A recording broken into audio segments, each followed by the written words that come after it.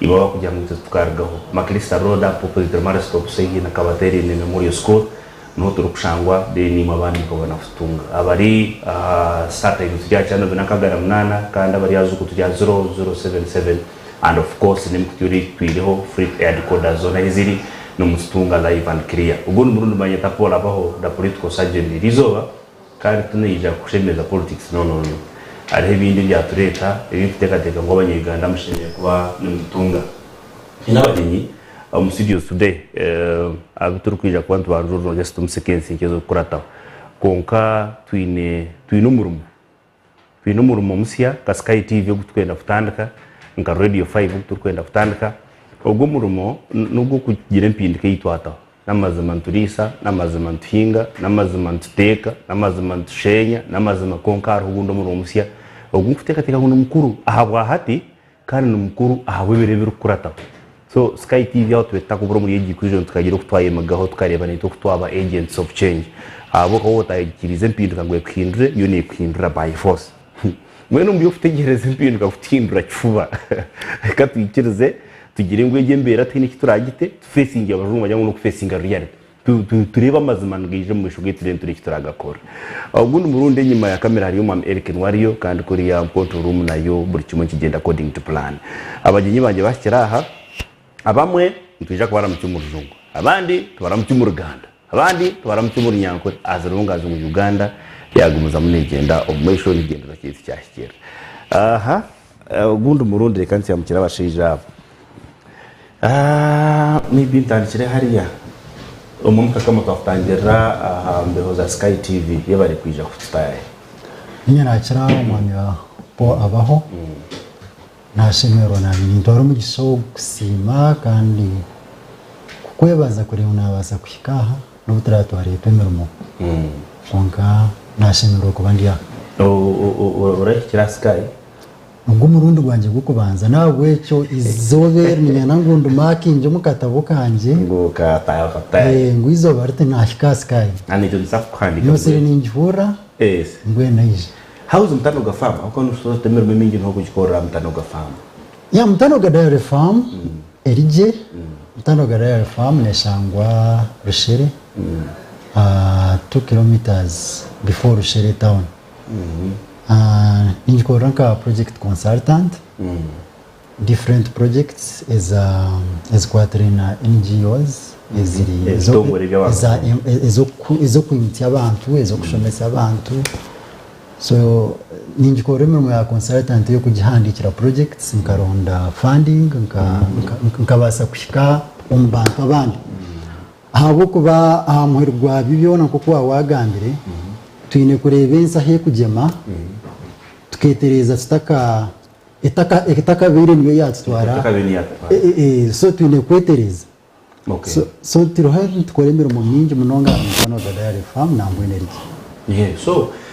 maybe nyenda kwanza kutwara mbyaje kaje capacity ya mtano ga dairy farm noshita yoko yono manyane byora ningani bana kuboze bitari byawo like capacity amatiburizwa n'umukoresha amateye kungana ki kana mukoraje burizo mtano ga yes no basa kumbuza buri kibuzo cyona burizo bantu processing na tuina matege nkumishatu rutazi nkumishatu yes tuga processing yogurt so burizo bantu kora yogurt tugitunda yogurt ejo ne bageta just milk yes etandikira Rushere imotoka yamuje masaka mutukora cyotera indije jamba rantungamo indije za kamwenje kasese ibanda ndagirebere yes oh that's good okay that's good so mwine ortando ndwara mabarisa gamategura nagamtano gafam ninga mutugana gabana hey okay kare nubagwetaka kama yes nanda jagene soke mutware peri turabe yes man amanya gafese okay thanks very much amanya gange bampita Ucha David Ucha David yeah David from Detra Energy partners with Mutanoga and Biogas promotion and sensitization to see how we can mitigate climate change so nga tulese wano kubunyisa ngiri ya kukuma butonde na kukozesa enkola ennungamu kati ngeya biogas nga tukozesa resources zetulina mu community ng'obusa wate wetulina ng'obwente obw'embizi obw'enkoko ne kasasiro yennyini ensonga enkulu etulese wano sebo. Okay, that's good. You said you're Ucha David? Yes, I'm Ucha David. Ucha lyao obuva. Nze ndi wa West Nile. Ati mbofanana benu. I come from Pakwach, to be specific. You man. Yes, I'm a Jonam. Yes. Having our deals this side. Really? Kama kanita takuwa kama yadi kuonize datugenda era engeri gyekomyondo za kubutaka. You see the world is a global village. So kitegeeza nyinza okubanga ndi wenu. Deno tulino kuzara. Mu lulimi oluganda tulino kuzara. Kituufu. So Ucha David, West Nile, that is Pakwach. That is No, Alur, Jonam. Oh. Yes. Okay, it's called Ucha David and tusanyu senyo tusanyu kujidaro kubera naye agamba from West Nile but murabe abanyakirufura musajja huyu ze murese yama yeba yubaje muri nyakore no sokotera kimwe nduntegerizo nyangoro udakore wa manyira kimwe. Yes. Amazina gitu then na what you do obviously. Amazina na wanyita Masco Raymond. Nikora na BitWehinguriize and tupataninga na Biogas farm. Yes. Okay. Well, abajenye twaleta Sky TV baba ninyangu mu introduction za Ucha mwahura na gamba Biogas na gamba mu biotechnology, that's what I can say. Enkora yokora amashanyarazi ninga kwasa kukora umuriro ukakora light ukakora chiko nkota utakozise inku kandi navuga atari amashanyarazi agaga hydro wotegerize hydro kunko ukabano ukatunga ubundi buryo ninga hydro yakusira ukatunga ubundi umuhanda nigira ngo mushobora kwaje kucyashongeke aho no kubasa ko I think let me just kakam so kakaba tugambereje exactly ukiriya summarize ngira munonga abashija bakora kandi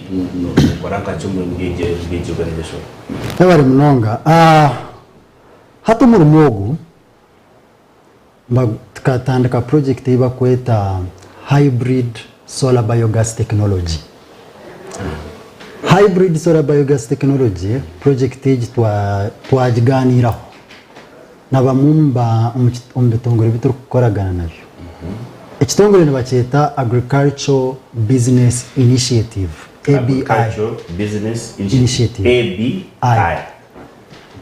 So twayikirizana okutwakubasa kuyamba environmental conservation naro obutonde bwensi okutwakubasa kubukuma abantu ababikiriza kutisupportinga. So obutonde bwensi kakama kono maisa abantu kutema emiti obutonde bwensi kinabirimbisa. Yes. Okutema emiti ahabwenku bakotya amakara bakakozesa amashanyarazi na generators. So project eji erimu ebikabishatu. Ekika cyo kubanza mutano gadaya farm yo wamburize amata gutukozesa burizo yogurt making and what yoga mutano gadaya farm ekaye bembereta as a demonstration center kureba ngo yaba a green place. Green place ni manisa ngo tarho kukozesa amashanyarazi omwika enku na namakara. So ekitwaye bembezo muri eje twapatana ringana abashija abatuhagirwe ekitongore kinagambe cha ABI twayombeka biodigesters iziri kubasa kugenerating gas 200 cubic meters of biodigesters at Mutano Gadari farm. Nambona hondu kugambira hatuko kushika abantu abakwiza. So biodigesters ne koraki ne so biodigesters nozombeka zikozesa amasha kutaburwa muna n'amaizi abashija bambeja ku explaininga mo bagenerating gas eri kubasa kuteka eri kubasa konka eze ziri har commercial basis. But still within the same project ekitiriyo tukora bariyo nibongera kuzomaka gabantu okubayamba omukutahweze kusupporting amaka domestic level not only commercial level kurekanana domestic level. Nyumka yanje ninyenda amashanyarazi ago bagankore owanje muka yes so ekyo nakyo mukikora omuka yawe niyo main yage project ekicweka cyaitu koko bano kirebe emiti buzire tutakine emiti yo kutema kandi bagamba ensenso kufenso kandi kiri kukira kutemesa emiti no kutunga enko n'amakara ekyo ntwena ngo tikihyo completely nabwo ekyo tuyine subsidies tuyine twatanirise na n'ekitongore ekyo n'abashaija ntugende mu makasofa turi mu districts 5 hati turi mu district ya Kiruhura Kazo Ryantonde Rwampara na Isinjiro aba training zikatanduka mu kwezi kwa mukaga baba traininga babore ko gukora kandi bagareka babajya ngwiwo rukwenda kutandika iza tukucendereze weke neki obase kwimukotandiki niyo project yitu ryo ntukora eyatureta eyabashije abija kugambira kuko ecyamana munonge kitukwenda kugambira no kugambira abantu mumanye ngo okukonservinga obutonde bwensi okuyamba obutonde bwensi no kwetengwa kandi emiti ntiza kugitema neza kwaho ntiza kuronda ecyo kutekesa nuko kujya ukatwa bari kamushira no still nikiza kubarimo nawe bwecyo reka twetebekanise nyencha kare tikayirinda kutandikana na hati okukozesa amakara n'enku niyo project ekyo ucha again Yes. ucha kati let's go technical kati netaga kinze okubeera mbera na kigo kutandikira nzifama mbana neyanza sebo ku project ino nga wadanyonyodde ekisinga obukulu kutandika na kusomesebwa kyetuyita sensitization trainings and awareness campaigns zeyabaddayogeddeko ezatandika emyezi emabega okusomesa abantu kukubanga newoba tosomesezza we are looking at kyetuyita sustainability okubanga kino ekintu osomesa omu n'agenda naye ng'asobola okubeera ng'asobola okusomesa oba neighbor so watumala okubasomesa naye nga ekikulu ekisinga olina okuba nekyetuyita feedstock bwe busa kubanga obusa ge galinga amafuta oba amanda gaffe kyetulina okukwata obwo obusa ne tubuteekamu kyetuyita biodigester ze systems ezo then ne tulyoka tufuna kyetuyita biogas nga biogas ono tusobola omukozesa mu kufumba mu kulayitinga ne mu kuwoominga so ebyo byonna bikulu so nga ekigendererwa kiri nti tudivertinga abantu abadde basala emiti ate kati kyannaku nnyo mbona emiti gye basala tegikyaliwo so kati nga option eriwo ate nga obusa babulina so nga twagala tujje tubategeeze engeri gye basobola okukozesaamu resources ze balina oba obusa bwe balabanga butali bwa mugaso okujja kuteeka mu nnimiro ate nga system zaffe zino eza biodigester ziwa organic fertilizer so biogas tumpromotinga biodigester systems tuzipromotinga kufuna gas yekka naye n'okupromotinga agriculture n'ofuna wamaze okugyamu gas then ekiba byproduct nekikola ekigimusa kitegeeza oba osobola n'okukendeezaako costs ez'okufuna bino ebigimusa ebiriki ebiri artificial yebe tugula kesebo okay that's good so kyetetaganze njetaga okubeera n'obuseebwa kabo ekimu ekisooka tuvudde ku kusomesebwa kati otegedde kati netudda ku busa olina obusa kokuba neoba osomeseddwa nga tolina busa oyinza obutasobola kukola ki naye wetudda mu maaso eriyo kyetugenda okukola nga it is waste management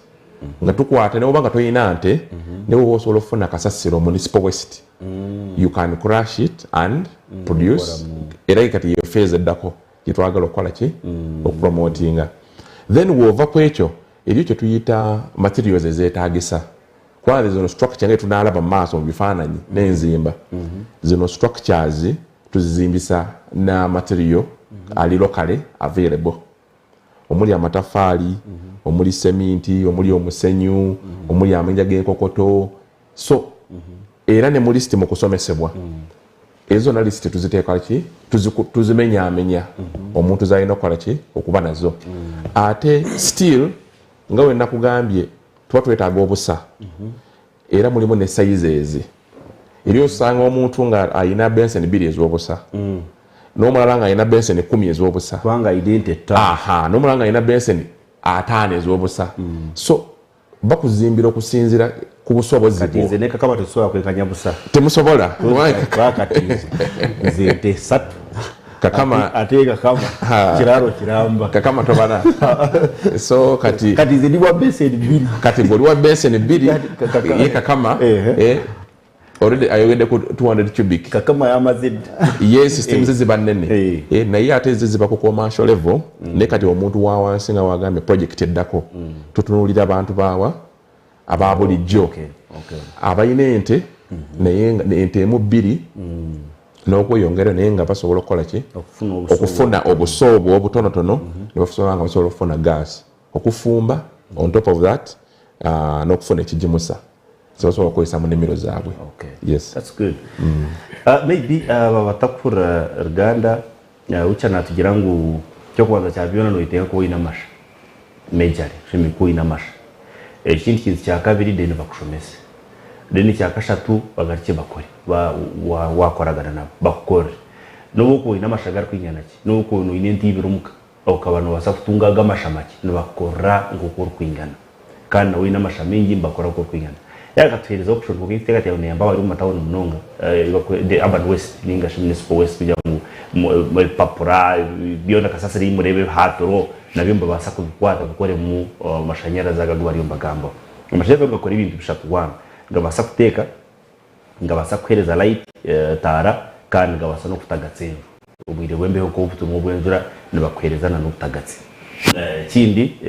bagira mu batandikire kushomesa bakatandika hinyuma kake na hatu washimba kushomesa kandi bagize ne batandikire gukoraho ebyarebero ngira ngo umwami ucancana ntwayatikiraho bayaraje ntwayatikira ngira ngo producer be naturondere bishane kwaratunja atwarativye sayira tungwe tugambe bimwe tubirebeho namishobye yubajya nguri yes Raymond no tegeka utsime kongeraho cyabinte bucyagamba what do you think utsime kongeraho ubinte byagamba byona yagamba hili district says makoze practice makoze project says no nabata mwakorereho okay ngazi ya district actually tujye muri Rwanda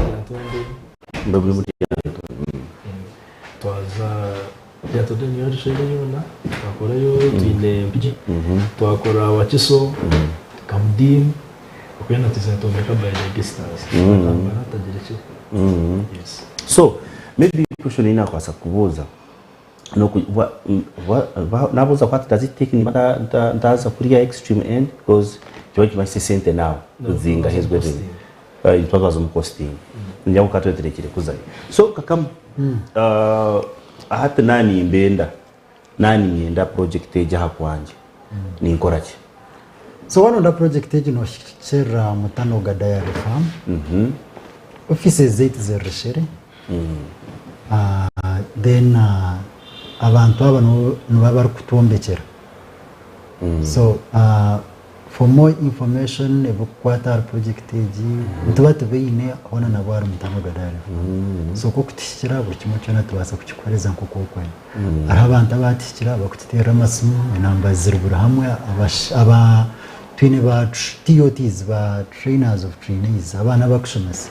abana ba mutano so ko kwamba shomesa ibatandikira uko sofa tushomesa abantu 1000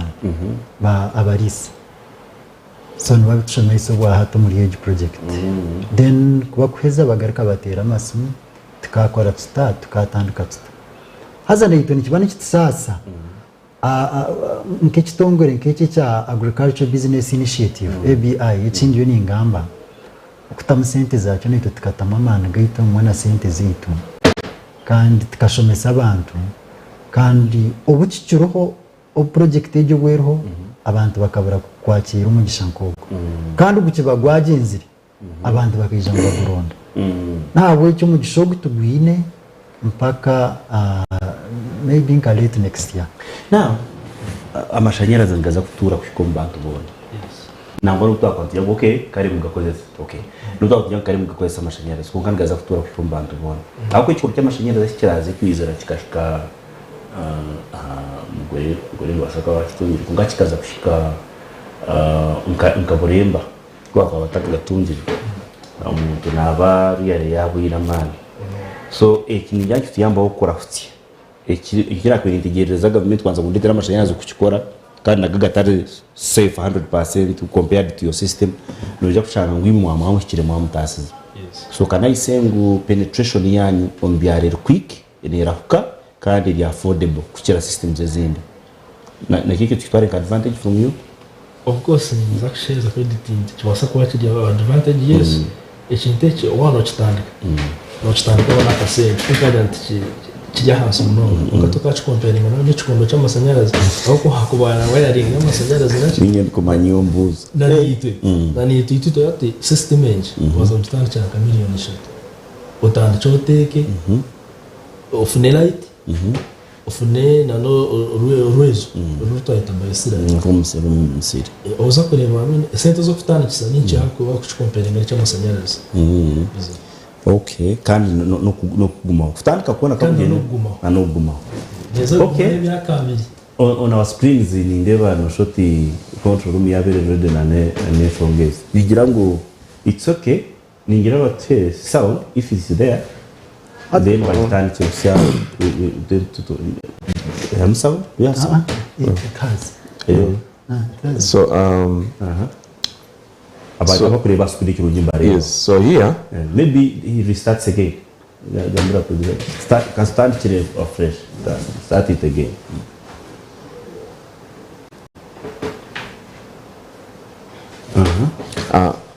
Wano tugezaako kutunuulira eyo system ya mutanoga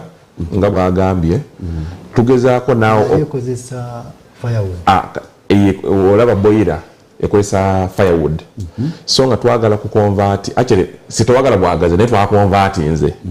okugijja ku firewood nga tugiteeka ku gas so kati eziraga installation mu boilers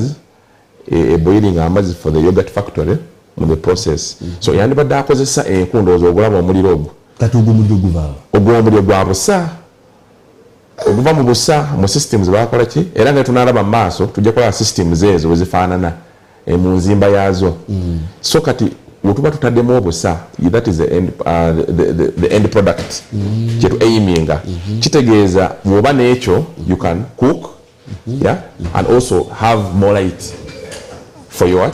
family naye ng'ekisinga obukulu we are using the available waste bwe busa bwe tulina bwe tulabanga obutalina muki mugaso saawa eyo era nga wesinga wetegereza abalimi baffe wadde balina obwo obusa tebayinza bokwesa ku bitooke oba mu nnimiro balina soka ne budampinga ate n'ekyo nakyo kiba kikosa ki obutonde kwa methane yanibadde ali controlled mu system ya biodigester agenda bugenzi muki mu butonde so ekyo ekibonda kiba kikosa obutonde bw'ensi so nayo tuba tumukozesezza n'abanga tusobola okufuna gas nga tulabye mu boiler bwest buli maka gajja kwagala ki masanyufu clean cooking tewali muka gwonna olinawo muka gwolabye yesebo okongeraho ahakyaliyo n'agamba ati ejo nabageta boiler ati bakwasa kugeta muri nyankore konka abantu abari processing abariyo mbakora yo gato makagabo na ra centers abengi muri yeyo biceka bitu nibakoze senku hatwo kuba nokoze senku noreba ubu burufa uburu kwiragura ubu n'ubwenku konka noreba atecho bakindwire tyakikozesa nku hati nikikozesa gas ejo gas teine burofa bwone bwe kubasa kureta ninga kureta nawe wecho njibani cyoreka ngu obu burofa nibwo kuba nubuzumunsi mu environment nibwo kuba nubwo evaporating konkati ko kubiyaho konki wararebire n'ikindi cyo kutangaza kushanga ngo umurongo go guryo no gurgo masha burijo bwona abaho amasha tugakozesa tugareba tugatsigaho ebesingo konka amashani gabasa gukora umurongo uri kwingana guti mushamasha kugarabira ngabasa gukora umuro guri kwingana guti kandi tine kitruga kozisa ohiro ku gato misiri kandi ovuke mu misiri nabonye tamaki hawe ntuyebona bonesa no kwene tuyetero yantonde recently tuwentushomesa umusija bena ategambara tumukazi wanje abona bwe ati nagenda kilometers na burizo kuza kurondemko It's okay, Mr. Producer, now. That is okay. Tomorrow. Ati nagenda kilometers ina kuza kurondemko atatsigaho umwerere nkogunaro ayino umwerere muto wameze nkana atakiza kutyamuka atashanga umwana yarizire kandi umukazi wenka yahire ayine kuteka hazamanyiye ki kireko nikitwataho twena n'abasheija n'abacyara wano wikunda umucyara wawe mazima reka tuinvestinge umukuborobeze mirimo agana amashano go gariyo ngakora gas keje numanya hataga amaiza gariyo ngakora ejo gataga umwana mureba twentita mwenku kitwara eshamunana kukora yogateka hatu kutaho ejo gas eshahiz ibiri yogate bayahore tigaruka turete indigency mbiri mtware eshamunana kumkoze sengo yes okukora yogate imwana mwenda kora muizo hatu ejo gas yone yakozesa 6 hours less kanshi niki nojya mutwata mutayine mutugutwate twareta amasha nguko yabagana mija kureba za biodigesters ogashikamo utabura of course ntija kuba tutoreka shows zirabinzi kurataho mixing ratios konka hati iki kinecha kirebere nke cyahigura umunonga na kamasho scale konka ko kore domestic scale akanta ko muntu wo muka kanya konko basa kwetera umuka no basa kuba no yetenge bafe bushaha anana munana e bafe mo yamasha bushaha anana munana e bafe mo yamasha amakagita menji gakinecho ati ndamashata bashata gakira umaka kasho no manyangu na nekiri kurga ko kutandiko tunoheza hatu wakora gas agamasha gashora no garuko gakwata ugatwara umisi nka organic fertilizer so ninjani trillion turwana mnonga mtukora okushomesa umwete karamu yonka hariho ibintu bitkubanza teka nk'umutumanyi ningabiro obvious konkumburi yo gushikire twine kubugandara bantu mwereka kozese amasha yandoze. Okay, how are people picking this project? Abantu ba receiving how ba yaniza bache project ngawo gambye project yeno tubadde mu phase y'okusomesa era eringa enatera okugwa katwaga kuda level ya stage ya implementation era nga tusuubira ale next year tugenda ku settinga demo sites mu area of operation zaffe omuli Kiruhura omuli Kazo omuli Lyantonde omuli Rwampara omuli Sinjiro ne Mizimbara part of it. Yes, somehow. Yeah. Nga ekigendererwa tugenzo kiraba okusomesa n'omumwa Biogas akola kino tugenzo kira impact yakyo tevaamu bulungi era mu trainings zino abantu abasinga bagamba twagala kulabako demo lwaka tukyuse strategy. How do we entice these people to take up these technologies? Era mu trainings zino tubadde ne model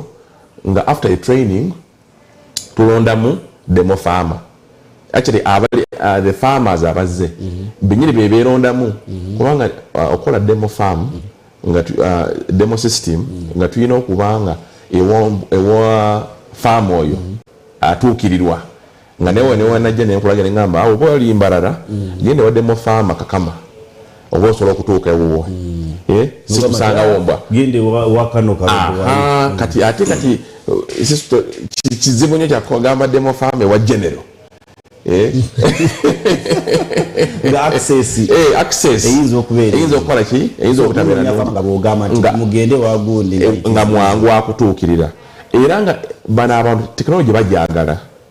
but we learn from the past experiences bagamba gundi kale wa gundi kakola bwe kati naye ffe kasita mutulagambo kisobola okukola ki we're going to take it up ogamba okay kale tusoke tukole trainings era phase ya trainings eyo era gye tulimu era we're still doing the trainings but implementation tugenda kutandika next year nga tumaze setting demo sites kati nga tugenda osomeseza abasinga nga buli muntu kubanga kyebabadde batusaba twagala kulabako kati twagala tusoke tubalage the entire system from construction usage even biosirary kati buli anajja nga tusomesa tekijja tukalubiriza nnyo tujja kuba tusomesa ku kye tulabako tugamba biogas yono woyogera ne demo farm n'akunyonnyola kiba kyangu nnyo to convert yes very good enough tulina kati nga mu setup yaffe eri mu byalo we have churches zibeera ne farm so busubuli church ibeera ne farm church nakyo kintu kyangu kyogamba omuntu nti twakoze ku church yammwe and nagamba okay ne bagenda ku church because church wabeera wende wabeera buli kimu kati alikola project ku church almost ajja buli Sunday nawo atayagala kubira abajabira by force on Sunday ate ne church ipayambako nnyo okutambuza enjiri every Sunday bwembanga mukoseza church so ndowooza nti nibwe farmers as an individuals Paulo ne bwakaruba naye ate mubeera ne those public institutions tukoka kamba churches tisikwasa kubayamba actually tuligire kugira omukoro gwa diocese ya Bushenyi bagita West haizire church abakazi ba church leaders this time tutagetingire only church leadership bayija mutanoga atu mutanoga no twayombekire demonstration farm konkeje ni commercial demonstration abantu abakora za yogurt abantu abakora ibindi bintu abakora za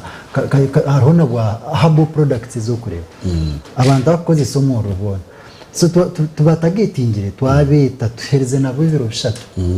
bari abantu bari nk'abantu 50 mbwene bakashemerwa kandi bagira ngo ekanise yabo niyo kuza kwebembera umuryo gumukoro That's good. That's what I was asking. Groups ezindi twasa kutagetinganizia kugeza ku building kugira ngo wakore kintu myamwanya gw'abantu bengi other people can see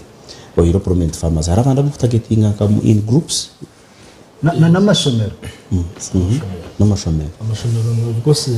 ne group mpanga ko bana bombetaga Biogas na bombateka okay cooperatives I think that's good mashomero bishi nangone n'ekindi abaho maybe injinyo kunabasa ku shading more light amashanyarazi aga tigakayamba mu kukuringa mate milk coolers can it help so era still another ekirungi ekirimu mu biogas esokola amashanyarazi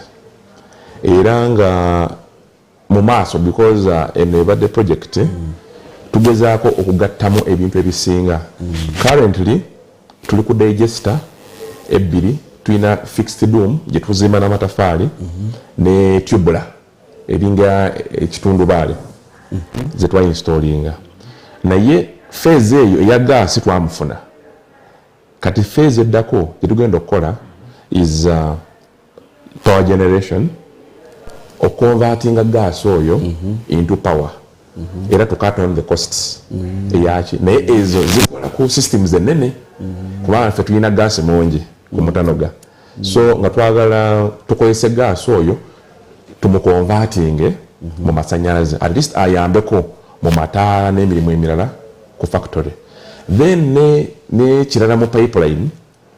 kiri ku value addition eya sirale. Nakugambye biodigester systems teziwa gas yekka naye ziwa ne kituyita biosirale fertilizer. Nono fertilizer twagala tumugatte mulimu emigaso mingi era singa ogezaako naro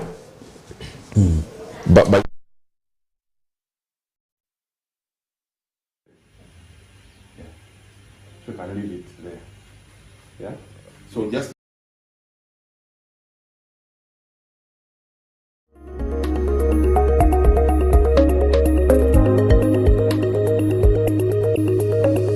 Sky TV, turi abantu Yesu atuzari wagira ngo ureta sima bro wajiha kandi nangungu nefureta tiza ehemurabo wabo nambwe no munohireji cyaba JP Events and Management bashaziremu bakakoretero kuzinduka ko mwaka 2023 abiro 2024 byo kwikumenebi eyabiro Boxing Day bwe nabantu mwena okorwa myanya ngacuruhura kazo sembabure kabura mbarara na hand holder kwata ko ineko nakacena kahangu ukareta tukabagane nk'abanyankore hari Shazi Farm Lodge omurushere curuhura kandi imiryango neija kwigurwaho shahina zakasheshe tushemererwe turkugashura turkuzana imizano yenzarwa erumunko kufukana okugambente okwevuga hamwe n'ebindi byinji kandi hari yabaho nabeshongozi bo kushemeza abarumunga Angels of Christ Choir, Zion Choir, Vision Choir hamwe na Trust Choir n'abandi binji ebi byona bitebekanisiwe MCs Paul abaho hamwe na Johnson Madusa mukamani manyangu hari hizobe